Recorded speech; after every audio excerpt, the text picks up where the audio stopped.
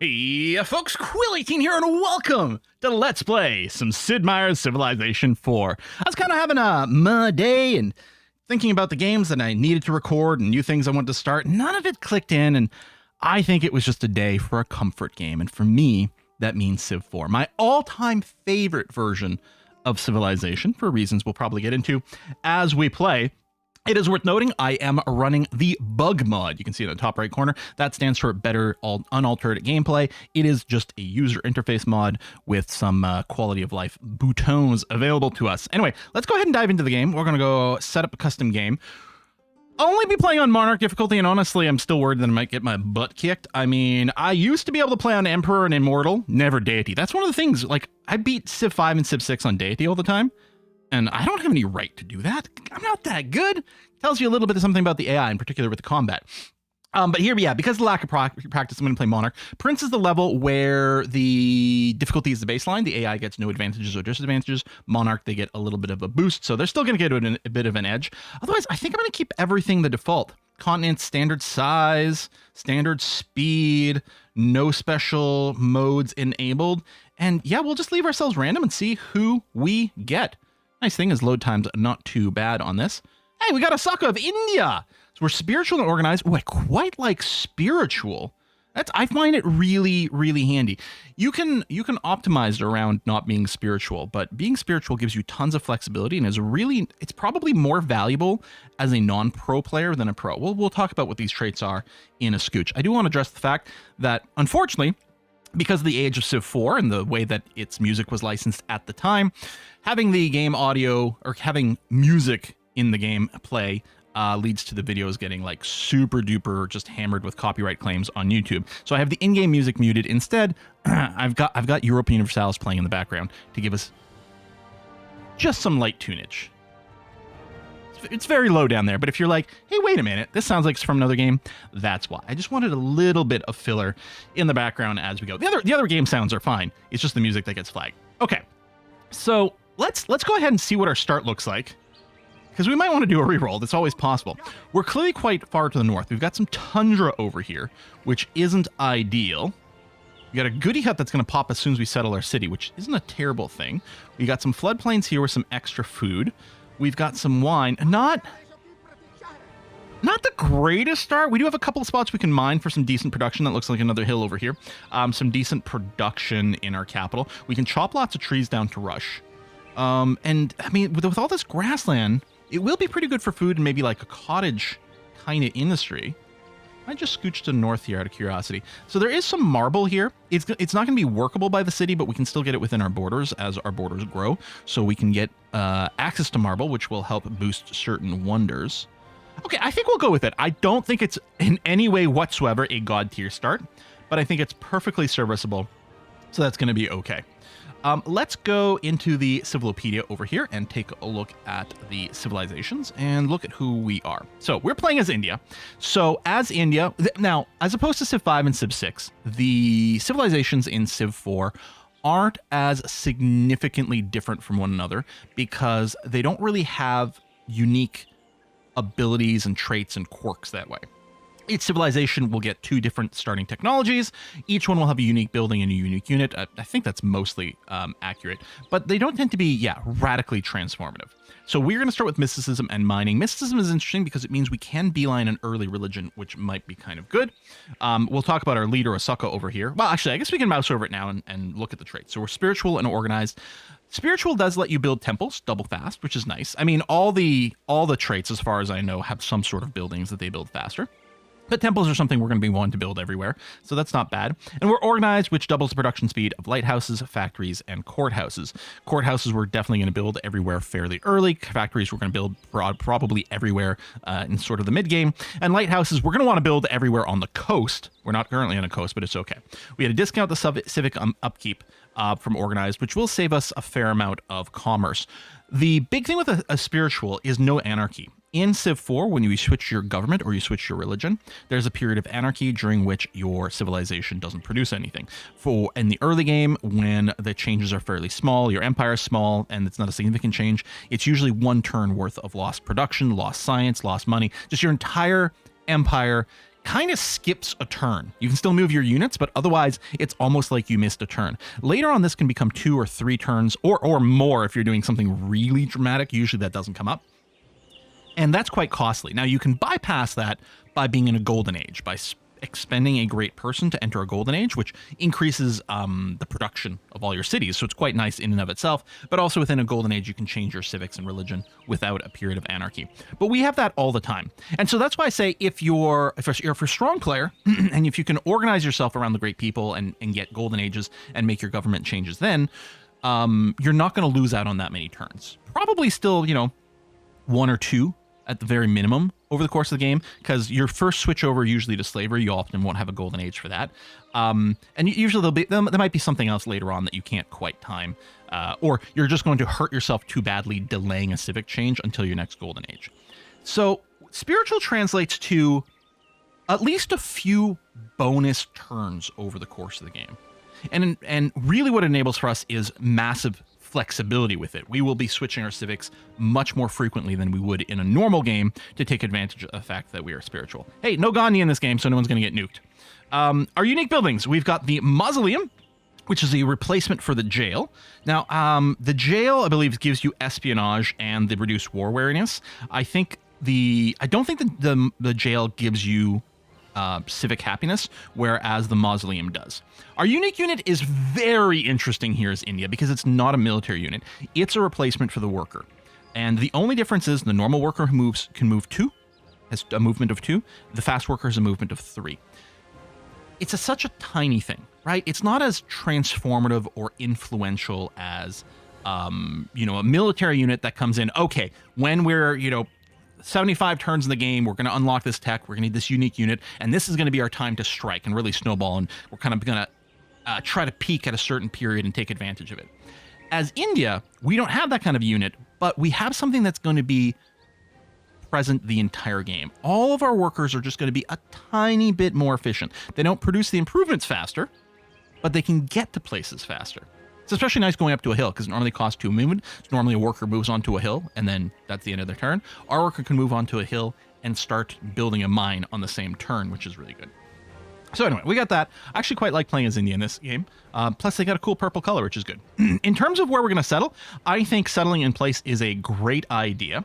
Again, it'll pop that goodie hut immediately as we place our city. And as far as I know, when you pop a goodie hut from being inside a city's borders, it works like when a scout does it, where it can't give you a bad outcome. I actually don't know if the first goodie hut of the game can give you a bad outcome anyway, but it'll go ahead and do that.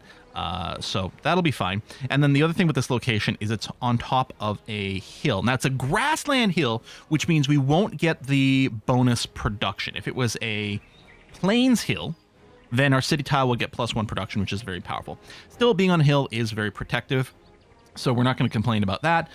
It will eliminate the forest as we settle the city, which is kind of a waste because we prefer to chop it later, but that's not going to be an option. We could move down and settle into the floodplains. That would be, so your city tile has a production of 2 food and 1 hammer by default. But if the base tile itself has a higher production of that, then you get to keep it. So if you're on a plains hill, then your city tile would have 2 food and 2 production because the hill has that. Same thing if we were to settle in this floodplain, we would have 3 food and 1 production. So that would be kind of nice, but I think the defensive benefit of being on a hill is probably worthwhile. So I'm going to go ahead and do that. I mean, here's the other thing. If I settle down here, it means this would be an option for a mine, which is nice for production. On the other hand, if we stay up here and we build a farm on this, then it becomes an incredibly food productive tile, which is going to make us boost our population that much easier. So there's pros and cons, but I think I like settling here. We've got Delhi and hello. Okay, all of a sudden, this is a fantabulous start. I was like, man, there's not many resources, da-da-da-da-da. Yeah, turns out what we've got over here is we've got some wheat. It would be even better if it was on a river for the irrigation bonus, although the irrigation will spread to it eventually. So we've got a good food production tile there. We've also got pigs, which is a fantastic food production tile, and gold, which is incredibly valuable in Civ 4, because the way that money works in this game is you don't get money, you don't get gold directly, like you don't get currency directly. Instead, it's treated as a concept called commerce, which you can then choose how to split up between just increasing your treasury versus science spending. So this gold is actually going to translate to a massive amount of tech, which is really great. Now, our first build here is interesting. We could go and start on a worker, or fast workers, in fact, right, as India. As a reminder, in Civ 4, workers are not expended when they build improvements. It takes them a number of turns to construct the improvement. It's not instant like the builders in, say, Civ 6, for example, but they aren't expended. So they're a really good investment early on.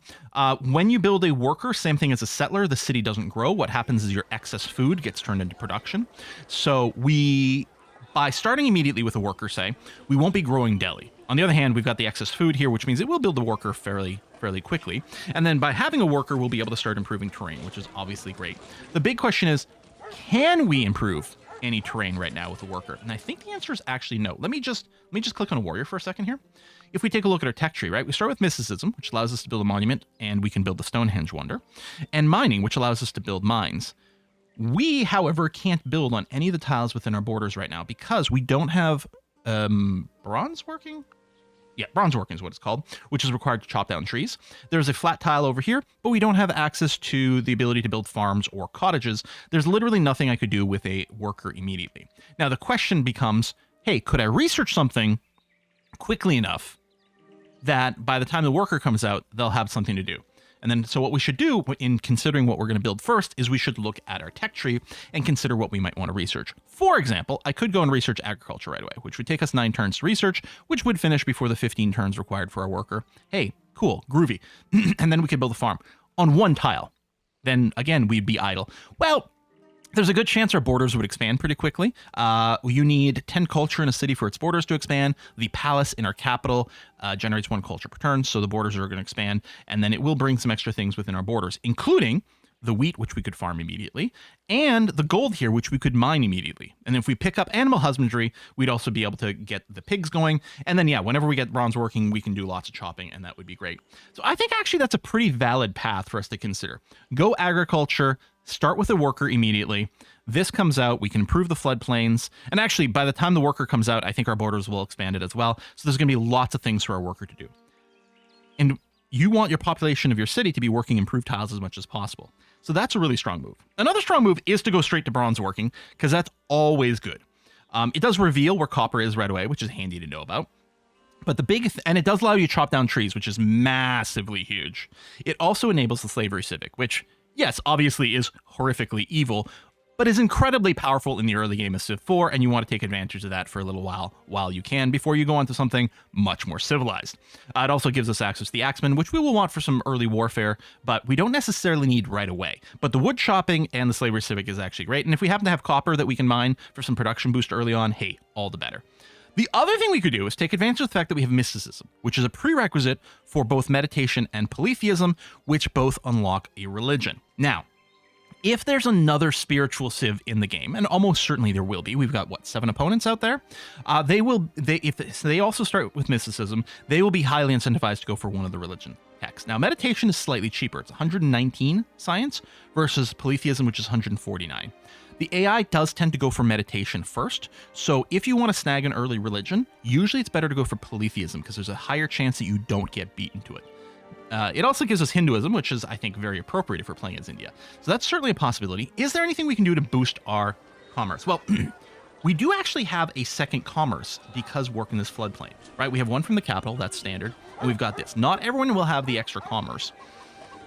We could try to go and get a religion going. And getting access to a religion is very strong for a variety of different reasons. It's incredibly useful.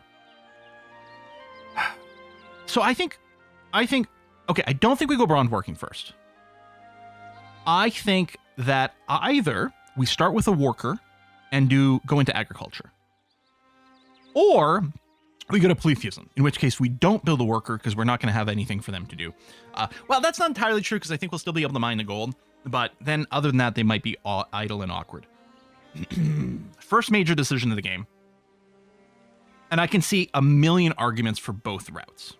One of the things with going to polytheism is also naturally sends you in a direction to do the oracle slingshot. So when we research priesthood, which requires polytheism or meditation, don't need both, just one or the other, we gain access to the oracle wonder. The oracle wonder, if you build it, you get a free technology. Also note, it's got double production speed with marble. We know we're going to get access to marble at some point. I don't know if it's going to be within our borders in time to be relevant for this. It may be. I'm not sure how quickly our borders will expand.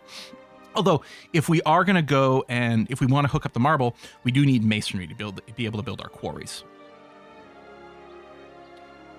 Anyway, so you get this, and then the move is with the Oracle, which gives you a free tech, is if you also work your way up to writing, then when the Oracle completes, you will be able to get Code of Laws for free.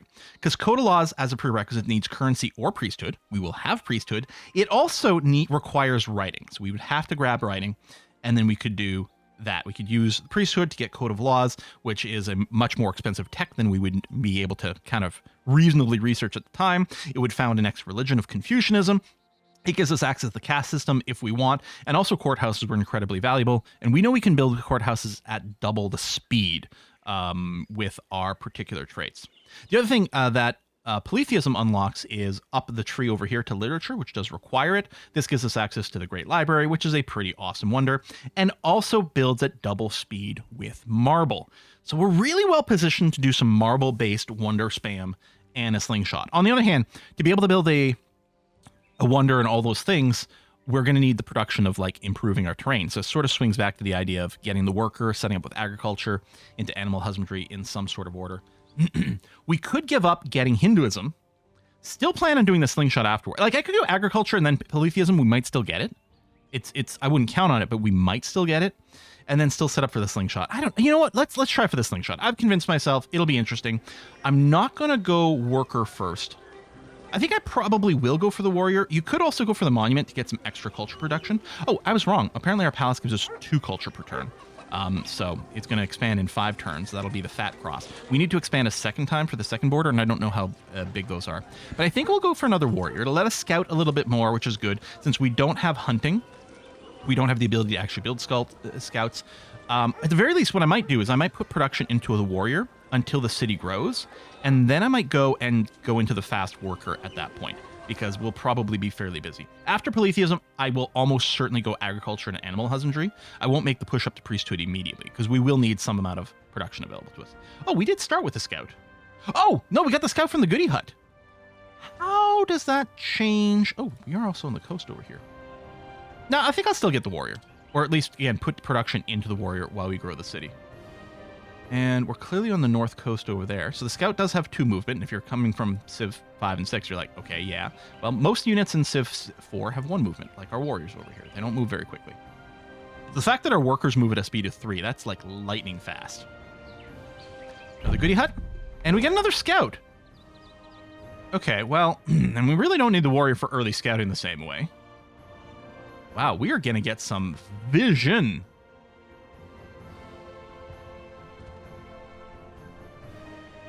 Over there. I mean, we may as well scoot out the north. Sure. Okay, there's our expansion. How much do we need for the second level of expansion? Okay, so we need 100. Oh yeah, it doesn't reset. We still have the 10. It doesn't go back to 0. So we need 90 more, which is 45 more turns. We will, I think, have the marble before we start building it, especially if I accelerate with a monument, which does feel a little redundant in the capital, though. I mean, I could also settle up here, but I don't expect it to be terribly valuable. Okay, we've met the Incas right away. I think the Incas are fairly aggro, like not crazy, but they're a little bit. So it'll be interesting to see if we make friends with them. One of the great ways we could make friends with our neighbor is by spreading religion to them, so that we have that in common. On the other hand, if he founds religion, what is he, industrious financial. Okay, so he's not spiritual, which means he's not. I don't know if the traits guarantee what techs you start with. I don't think so. But I don't think he starts with what's it called? Meditation. So I don't think he's going to go for an early wonder or early religion. I mean, I'm not so worried about him beating me to polytheism. I'm mostly worried if he decided to go Buddhism, and then we'd have that kind of friction going on. Let's pop back up here and clear the fog of war that's near where we started. Oh, another goody hut. Now, with a warrior popping a goody hut, there's a chance of a bad outcome. Like, it could spawn an enemy warrior. We could just send one of our scouts over there to clear it, but I'd be worried about getting beaten to it, so we'll do. It is from their foes, oh, that's very convenient. friends, that cities learn the lesson of building high walls. So Leonard Nimoy here is telling us about masonry, which will give us the ability to build a quarry, as well as building walls, aqueducts, and the pyramids. Pyramids are interesting because it does unlock every government civic. Oh, we got a bear over there. I should have maybe played it a little bit more careful. A lot of times I don't like to use the second move to like expose something that it couldn't see. Now, scouts do get 100% strength. They get double strength against animals, but they only have a base strength of 1. So against the bear, the scout's going to have a strength of 2. The bear has a base strength of 3. It will be attacking cross river, and I think in Civ 4 you're guaranteed to win your first fight with a barbarian, or in this case a barbarian, but spelled differently. Maybe, I don't know. So we'll see. Either we are guaranteed to win, or we might still get lucky. It'll be 3 versus 2.25. I can't remember how the math works out. No, we lost. Dang. Well, I mean, it's good that we got an extra one. Okay, we got lions over here. Lions only have a strength of 2. Buddhism is founded in distant land. So, I think we were going to do Buddhism in 10 turns and polytheism in 12. So, yeah, we're only 8 turns in. So, yeah, if we tried to go for Buddhism, we'd have gotten beaten to it. Oh, yeah, you grew. What tiles are you working? There. But here's what I'm going to do. If I do this, yeah, we can shave 1 turn off of polytheism. So what we're going to do is we're going to focus on the extra commerce from this. I'm also going to go and get started on our fast worker. I'm going to just put it in front of the warrior.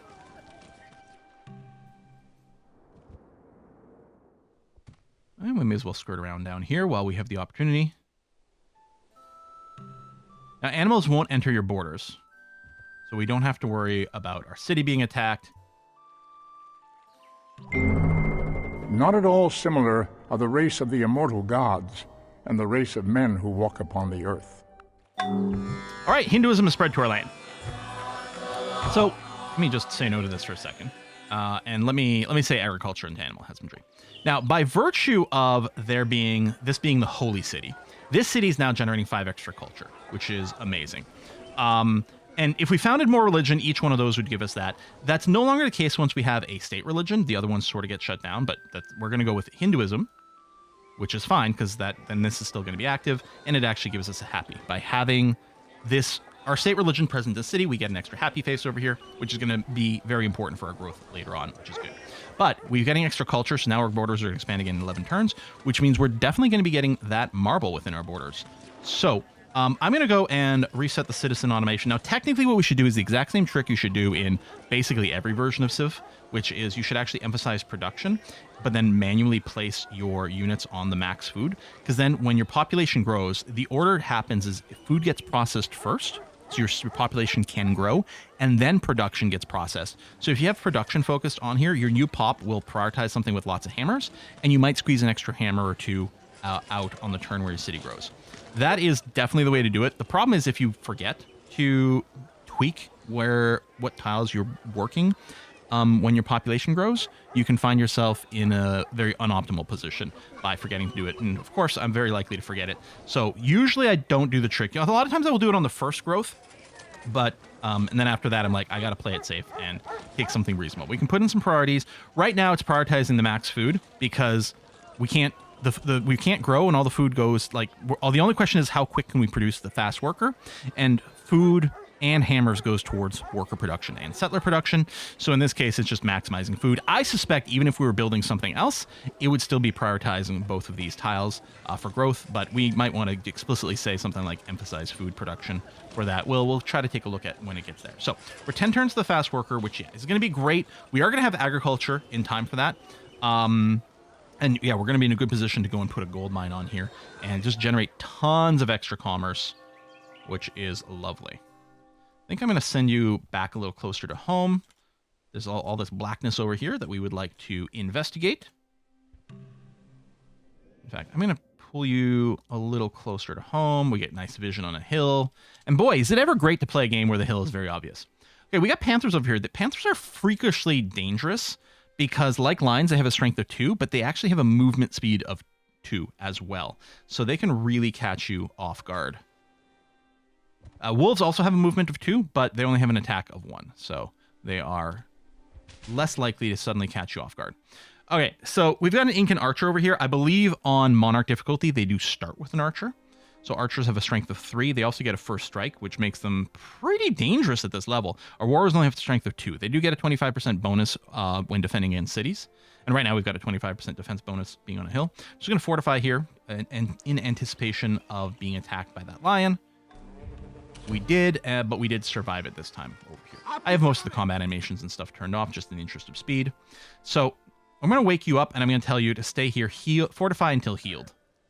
We've got more gold here. We've got a very good natural city location over here. We've got a river for some health. We'll have some ivory as a luxury. We've got some rice for extra food and more luxury from the gold as well. Although multiple copies of gold won't stack for luxury making, but it also will give us something to trade away, which is certainly not bad. Over here in the bottom right corner, we've got a score. This number over here, this is our relative strength. We've got enough espionage that we know the Incan military strength. There's a whole screen over here where we can check a bunch of like different info and stats and things like that. Anyway, military strength is one of the things that you can know about. And so we're outnumbered here. This number, we have 30% of their strength. But that makes sense with the fact that, again, they started with an archer.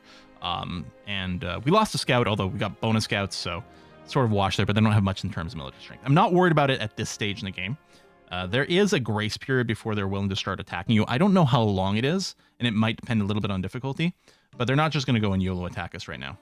Even though they could walk into our city. Cities in Civ 4 do not have any built-in defense, so right now anyone can just walk into Delhi and conquer it. We've just met Korea. Okay, what's good here is that Korea does not have Buddhism either. It may have spawned on another continent, because that would make us natural enemies.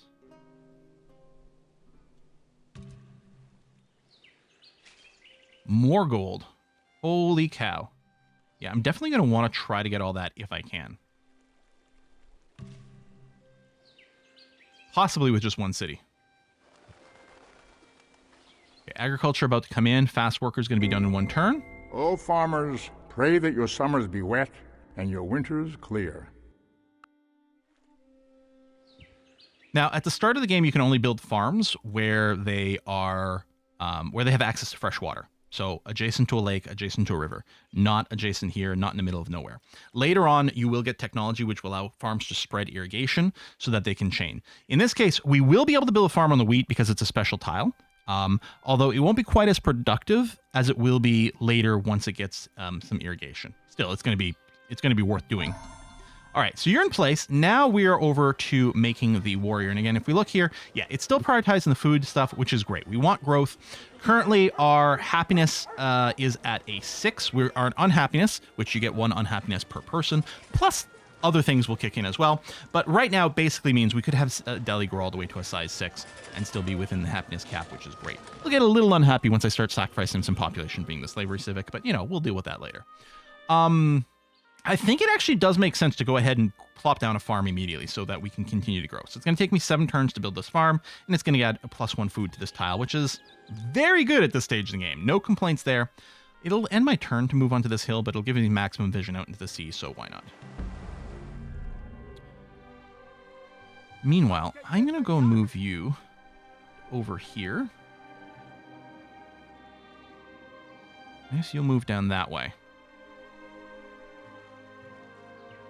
Okay. I think this might be a good place for us to put in a cut.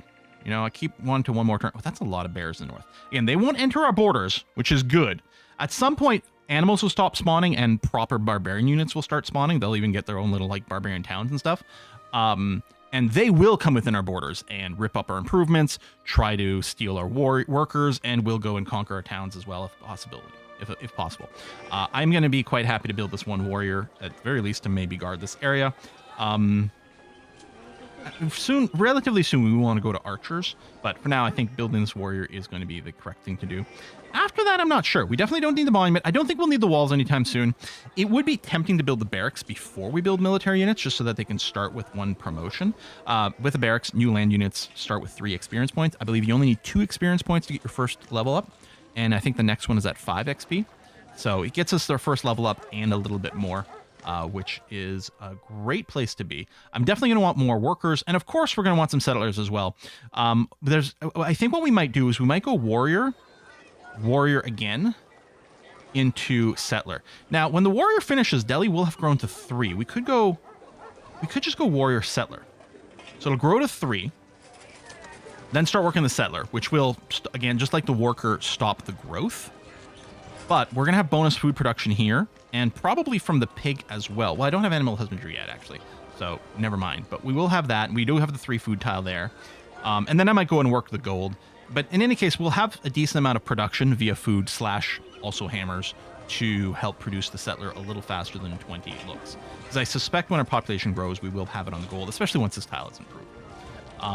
And that's fairly appealing. And then we could grab this site pretty early. I think what I'll do between episodes, I'm going to start dot mapping with the Better Bug mod. If you do Alt-X, you can go and put down these little symbols here, which show you the borders of like planned cities. People used to just like zoom out and then take a screenshot and then go into like paint and then use that to plan out their city placement. But with this mod, we can do some great things. So I was originally planning on settling here, but now with that extra gold, we do this. We do get access to the gold as a luxury, but then we don't get to mine it. We could go here, which gets both gold, but not as much food. I think we want to spread some of this around. And then planning over here. Yeah, I'm gonna do the dot mapping in between episodes here as I try to figure out what the ideal city placement will be. That can get incredibly disrupted by the AI planting down a city, which may or may not be in the same place I marked out. And as well as barbarians planting their own cities as well. And then we have to decide whether burning those down or keeping them. And then there's the question of ideal city placement, and then also the idea of quick, early, greedy placement, which might not be optimal for the entire grid, but makes this first or second city really strong at the cost of, perfect packing for later. So we'll look at some pros and cons, but I'm going to go ahead and put a cut in here. Hey, I'm assuming with Civ 4, you're probably not new to the channel. Maybe you are. Maybe you're an old school gamer who hasn't been here before. So do make sure to subscribe. And in general, dropping a comment and leaving a like just feeds that YouTube algorithm in a very, very important way and is very appreciated. I'll see you next time, folks. Bye-bye.